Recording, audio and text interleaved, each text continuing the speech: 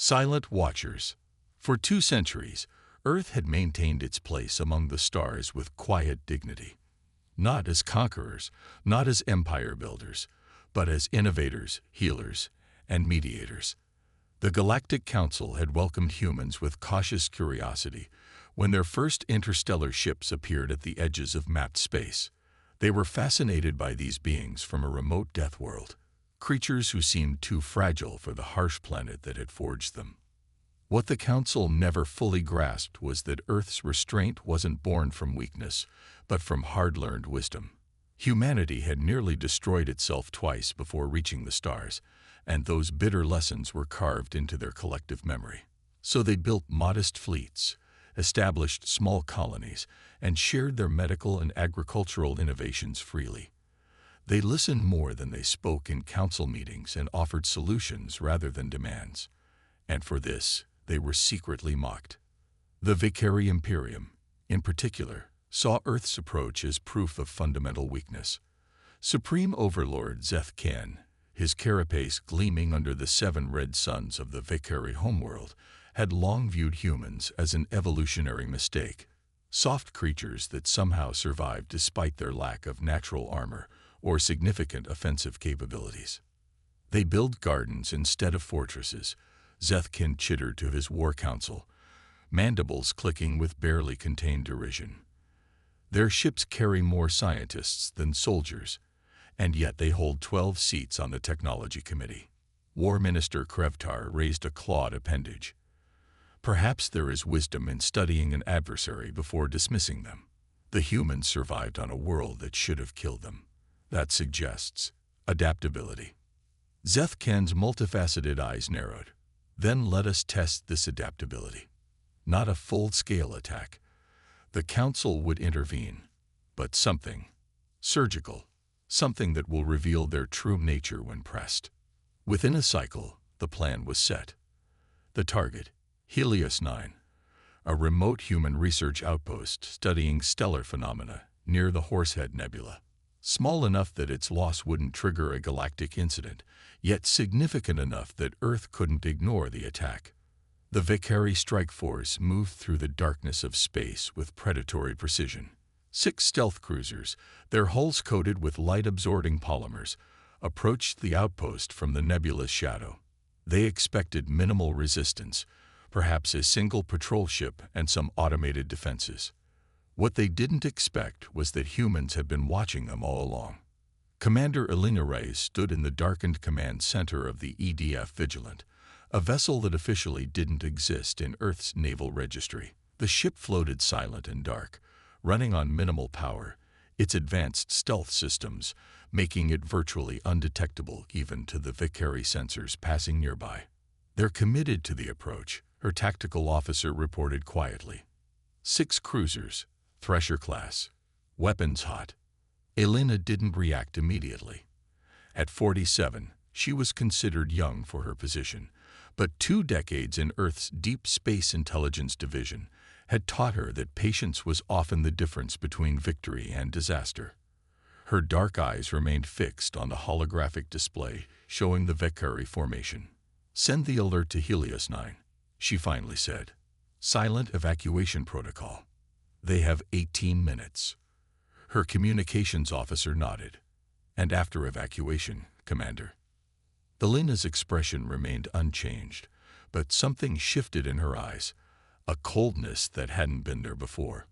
"We watch, we record everything, and we learn exactly who they are and what they want." The evacuation of Helios 9 proceeded with remarkable efficiency. Unlike many species who emphasized heroic last stands, humans had perfected the art of strategic withdrawal centuries ago. Research data was copied and purged, essential equipment dismantled, and personnel loaded onto escape shuttles that slipped away through pre-planned vectors, using the nebula's radiation to mask their signatures.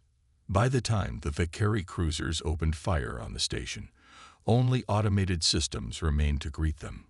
From her hidden vantage point, Elena watched as the Vicari ships methodically reduced the outpost to debris. There was something almost clinical about their attack pattern. No wasted energy, no excessive force. Just precise, deliberate destruction. "They're professionals," her tactical officer observed. "Yes," Alina agreed, "but they've made 3 critical mistakes. First, they assumed we wouldn't see them coming. Second, they assumed we couldn't evacuate in time." She paused, watching as the Vicary ships began collecting debris samples, no doubt looking for biological remains to confirm human casualties. "And the third mistake, Commander?" her XO asked. Alina finally allowed herself a small, grim smile. "They assumed we'd respond like they would, with immediate, visible anger. They don't understand us at all." On Earth, the attack on Helios 9 was met not with public outrage, but with measured, almost serene diplomatic responses. Earth's Council representatives expressed deep concern and requested a formal investigation. They presented evidence of the attack, but stopped short of naming the Vicary as perpetrators. This reaction confused many in the Galactic Council. The Drusen ambassador, a longtime ally of humanity, approached Earth's senior representative after the session. "Your restraint is admirable, Ambassador Chen, but perhaps misinterpreted," the Drusen said, its bioluminescent skin pulsing with concern. "Some species see patience as fear." Ambassador Chen, a slender woman whose gray hair and lined face belied her physical fitness, smiled politely. "What would you have us do? Threaten war? Demand reparations without conclusive proof? That is not our way." "Then what is your way?" the Drusen pressed. Chen's smile remained, but her eyes carried the same coldness that had appeared in Commander Reyes. "We observe, we learn, and we remember." While diplomats exchanged carefully worded statements, something very different was happening deep within Earth's military command structure. In a facility buried beneath the Antarctic ice, General Marcus Okafor stood before the 9 members of Earth's Defense Council, presenting evidence of the Vicary attack. "The pattern is clear," he concluded. "This was a test. They wanted to see how we would respond to a direct provocation." The council members sat in silence for several moments. "Then we should give them something to see," said Admiral Helena Voigt, her Norwegian accent still strong despite decades away from Earth. "Something they won't forget." General Okafor nodded slowly. "I recommend activation of Protocol Silent Guardian." The temperature in the room seemed to drop. Silent Guardian was more than a military response. It was the revelation of a truth that Earth had kept hidden since joining the galactic community. Humanity had never disarmed as thoroughly as they had led others to believe. "The Vicary need to understand," continued Okafor, "that Earth's peaceful stance was a choice, not a necessity. And choices can be revised." The vote was unanimous. 3 days after the destruction of Helios 9, Overlord Zeth Kan received the news he had been expecting. Earth had filed a formal complaint with the Galactic Council, but had taken no direct action against the Vicary. His mandibles clicked in satisfaction. As predicted, he chittered to his war council. "They seek protection from the Council rather than defending themselves. This confirms our assessment of their psychology." War Minister Krevtar looked less convinced. "The humans have not publicly accused us. They presented evidence but named no perpetrator. This seems calculated." "It is the calculation of the weak," Zeth Kan dismissed. "They hope the Council will fight their battles." The strategic meeting was interrupted by an urgent communication. A Vicary border outpost had gone silent. Then another, and another. Within hours, 17 outposts along their outer territories had ceased all communications. When visual feeds were finally established, they showed outposts intact but completely deserted. No signs of battle, no bodies, no indications of what had happened to the thousands of Vicary stationed there. They had simply vanished, and at each outpost, a single human symbol had been etched into the command center wall, a simple circle with a line through it. "What does it mean?" demanded Zeth Kan, his earlier confidence evaporating. No one in the War Council had an answer, but across the galaxy, older species who had studied Earth's history felt a chill of recognition. The symbol was ancient, dating back to humanity's earliest written military records. It represented a 0 with a slash. No casualties. It was both a message and a warning. Earth had responded, after all, not with the expected military strike, but with something far more unsettling. A demonstration that they could remove entire garrisons without firing a shot or leaving a trace, without causing a single death. And that was more terrifying than any show of force could have been. In her command center aboard the Vigilant, Commander Reyes received confirmation that the operation had been completed. 17 Vicari outposts evacuated, their personnel now held in stasis aboard Earth's Ghost Fleet, ships that officially didn't exist, crewed by soldiers who were listed in no public record. "Send the message to Overlord Zeth Ken," she ordered. Text only. On the Vicari homeworld, the Overlord received the transmission personally. It contained just 8 words. "We could have killed them.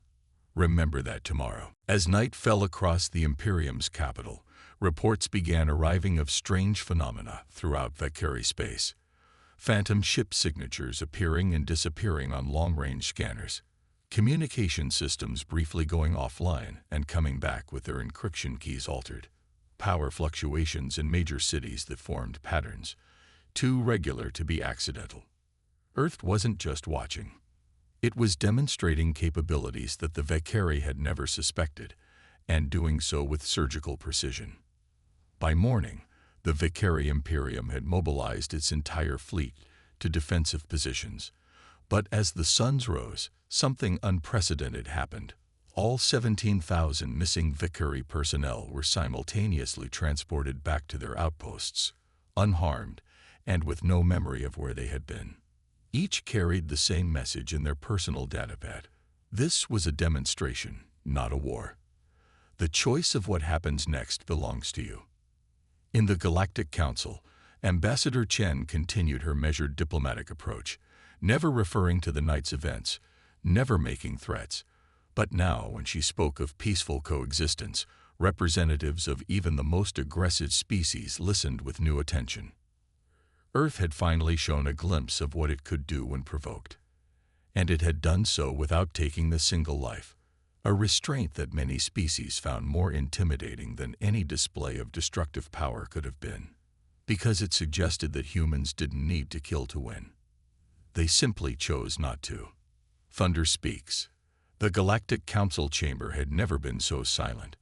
Representatives from 217 species sat motionless, their attention fixed on the central holographic display showing footage that no one had expected to see. Vicari outposts, emptied and marked in a single night, then repopulated just as mysteriously. The implications were staggering. Earth, the supposedly minor power with its modest fleet and diplomatic approach, had demonstrated capabilities that violated several assumptions about their technological level. More disturbing still was the precision. Not a single casualty, not a drop of blood spilled, just a message delivered with surgical efficiency. "This changes everything," whispered the Trelki ambassador to his aide, his multiple eye stalks quivering. It did indeed. Throughout the known galaxy, intelligence agencies were frantically reassessing their evaluations of human capabilities.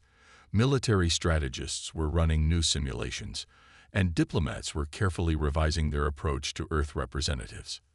Overlord Zeth Ken, however, had chosen a different response to humiliation. Rage.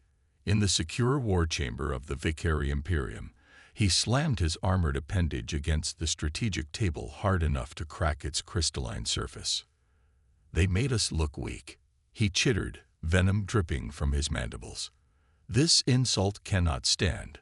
War Minister Krevtar had lost much of his earlier caution.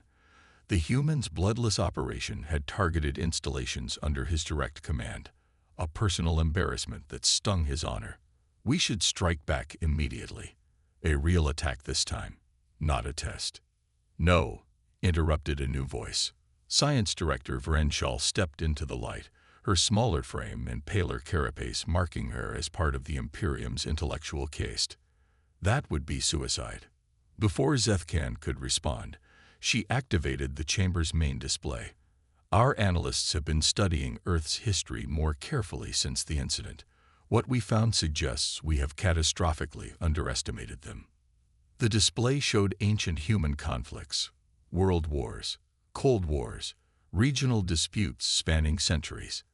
It showed weapons development curves, tactical innovations, and most importantly, humanity's pattern of technological leaps during times of existential threat.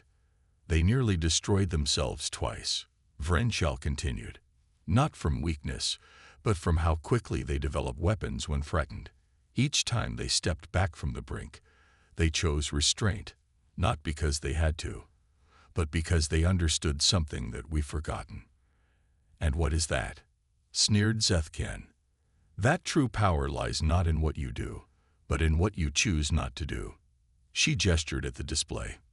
The humans could have killed our soldiers. They didn't. That wasn't weakness. It was a warning shot across our bow. For a moment, doubt flickered in the Overlord's compound eyes. Then his mandibles hardened. You speak of fear. I will not lead from fear. Prepare the fleet. Send the call to our allies. If the humans want war, we will show them what real power looks like. As the War Council disbanded, Vrenchel lingered in the shadows. When certain she was alone, she activated a hidden communication device and spoke a single phrase. Thunder approaches. Zeus must know. Commander Elena Reyes frowned at the intelligence report. The Valkyrie were mobilizing their full battle fleet, 17 dreadnoughts, over 200 cruisers, and countless smaller vessels. More concerning were the diplomatic communications showing at least 3 other species joining their coalition. They didn't learn the lesson we tried to teach, she murmured. Admiral Koga, commanding Earth's officially acknowledged defense fleet, nodded grimly. His weathered face showed the strain of the past week. Some people only learn through pain. And some never learn at all. Elena replied. Has the Council approved Protocol Thunder? Reluctantly. They hoped Silent Guardian would be enough. Elena's dark eyes focused on the tactical display, showing the approaching Valkyrie armada. It should have been. The Valkyrie aren't stupid. They must realize they're missing critical information about our capabilities. Pride blinds, Koga said simply, especially when it's been wounded. Elena sighed and straightened her uniform. Then we proceed as planned. The Vigilant will coordinate from the Shadow Zone. The Ghost Fleet remains hidden until my signal. As she turned to leave, Koga called after her. Commander, restraint remains the priority. Remember what we're fighting for. Elena paused at the door, her silhouette sharp against the light from the corridor. Always, Admiral. Peace through understanding, even if we have to carve that understanding into their bones. Throughout human space, a carefully choreographed dance began. Civilian ships evacuated designated conflict zones, while officially recognized military vessels moved into defensive formations around key colonies and installations. Earth itself was ringed with its standard defense grid, impressive but not exceptional by galactic standards. All of this was visible to the approaching Valkyrie fleet and their allies. What they couldn't see were the ships that moved in the spaces between, vessels incorporating technologies that Earth had developed but never publicly deployed. The Valkyrie interpreted the human preparations as confirmation of their limitations. Their intelligence suggested Earth could field perhaps 300 warships at most. Against the combined coalition fleet of nearly 1,000 vessels, the outcome seemed predetermined. What they didn't know was that Earth had been preparing for this possibility since before they joined the Galactic Council. Beneath the oceans of Earth, massive hangar doors silently opened. From the dark side of Earth's moon, sensor-invisible ships slipped into precisely calculated trajectories, and from bases hidden in the asteroid belt, vessels that defied conventional understanding of physics began their silent approach. The Ghost Fleet was awakening. Ambassador Chen stood calmly in the Galactic Council's emergency session as representatives hurled accusations and demands for clarification. Earth had known this moment would come eventually, the moment when the galaxy discovered that humans had maintained military capabilities far beyond what they had disclosed. The Valkyrie Imperium has assembled a war fleet and is advancing toward Earth territory with hostile intent. She stated evenly, "We have attempted diplomatic resolution. We have demonstrated our desire to avoid bloodshed. These overtures have been rejected. But your demonstration violated sovereignty." The Trelki ambassador protested, removing soldiers from their posts. "Without harming them," Chen interrupted smoothly. "Would you prefer we had killed them instead? Is that the standard of restraint you expect in this council?" Silence fell across the chamber. Earth has maintained defensive capabilities appropriate to a species that evolved on a death world, Chen continued. "We did not advertise these capabilities because we genuinely desire peace. But make no mistake, we are prepared to defend ourselves." The Druzen ambassador's skin pulsed with concern. "What exactly does that mean, Ambassador Chen?" Chen's expression remained serene, but her voice carried to every corner of the chamber. "It means that the Valkyrie are about to learn why Earth chose peace, not from weakness, but from knowing exactly what the alternative would cost." At the edge of the Sol system, the Coalition fleet dropped out of FTL travel with military precision. In his command center aboard the dreadnought Inevitable Dominance, Overlord Zethkin surveyed the tactical display with satisfaction. His fleet had arrived in perfect formation, sensors already mapping Earth's defensive positions. "They've had a week to prepare," he noted, "and this is all they've managed. Pathetic." War Minister Krevtar chittered in agreement. "Their fleet is even smaller than our estimates. Perhaps 300 vessels, mostly defensive configurations. And our intelligence confirms they have no planetary shield," added another officer. "Their defense grid can be overwhelmed with targeted strikes." Zeth Khan's mandibles clicked in anticipation. "Begin the advance. Standard conquest formation. I want their outer defenses crippled within the hour." As the Coalition fleet moved forward, their sensors detected no changes in Earth's position. Their defensive line held steady, apparently content to wait for the attack. This further reinforced Zeth Khan's confidence. Clearly, the humans' earlier demonstration had been some kind of trick or one-time capability. Their true military strength was exactly as limited as he had originally believed. It wasn't until the Coalition fleet crossed the orbit of Mars that the first anomaly appeared. "Energy readings from the asteroid belt," reported a sensor officer, confusion evident in her voice. "But there's nothing there." Before Krevtar could respond, more alerts sounded. "Similar readings from lunar orbit and the Earth's oceans." Zethkin leaned forward. Visual confirmation. The tactical display shifted, showing real-time footage from forward scouts. At first, there was nothing, just empty space where the energy readings originated. Then, as if emerging from another dimension entirely, ships began to appear. Not dozens, not hundreds, thousands. They materialized like ghosts, becoming solid, their designs unlike anything in the Coalition database. Some were massive, dreadnoughts that dwarfed even the Inevitable Dominance. Others were small and agile, moving in formations so precise they seemed to function as a single organism. And they had surrounded the Coalition fleet in a three-dimensional englobement that military strategists would later describe as perfect. "Impossible," whispered Krevtar. "Our intelligence was exactly what we wanted you to have," interrupted a human voice over the Coalition command frequency.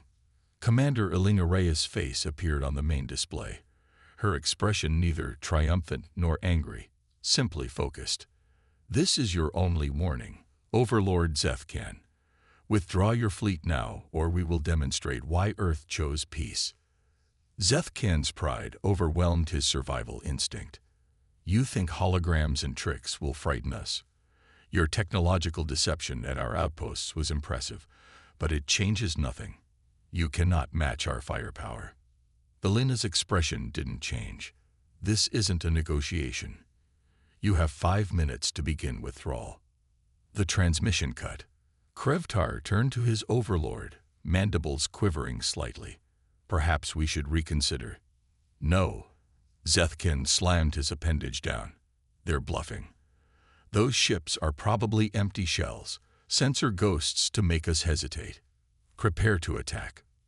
4 minutes later, the Coalition fleet launched its first volley, thousands of plasma torpedoes and energy beams directed at the nearest human vessels. What happened next would be studied in military academies across the galaxy for centuries. The weapons, every single one, stopped in space, not exploded, not intercepted. They simply froze mid-trajectory, suspended in perfect stasis fields that hadn't existed a moment before. Then, methodically, each weapon turned around and accelerated back toward the ship that had fired it, stopping precisely 1 kilometer from impact. A demonstration of control so precise it defied belief. And still, Earth's fleet hadn't fired a single shot. What you're seeing, Elena's voice returned, calm as ever, is a practical application of temporal physics that we developed 3 centuries ago, but chose not to deploy. We call it the Chronos Shield. On the inevitable dominance, silent horror had replaced arrogance on the Vicari faces. You've based your assessment of Earth on what we showed you. Elena continued. You never asked why a species that survived a death world would choose restraint. You never wondered what we were restraining. The suspended weapons suddenly disintegrated into harmless particles that dispersed into space, another demonstration of control that sent a clear message. We could have sent them back to destroy you, but we chose not to. Earth joined the galactic community hoping to find partners, not subjects. Equals, not rivals. We disclosed limited military capabilities because we genuinely wanted to escape the cycle of conflict that nearly destroyed us. When we spoke of peace, it wasn't from weakness. It was from knowing exactly what war costs. Around the Coalition fleet, Earth's ghost ships began to power down their weapons systems, a gesture that, under the circumstances, carried more threat than comfort. You will withdraw your fleet. You will return to your territories. And you will remember that Earth chose not to destroy you today, not because we couldn't, but because that isn't who we want to be. In the silence that followed, Zethkin faced the most difficult decision of his life.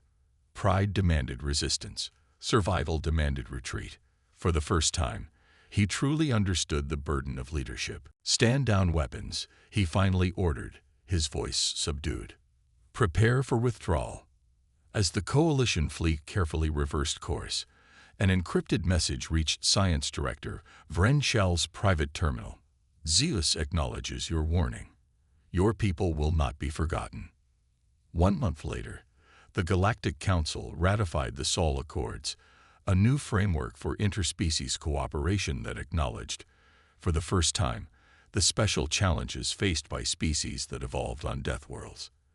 The document recognized that such species often develop technologies and capabilities that could seem threatening to others, and established protocols for disclosure and mutual security.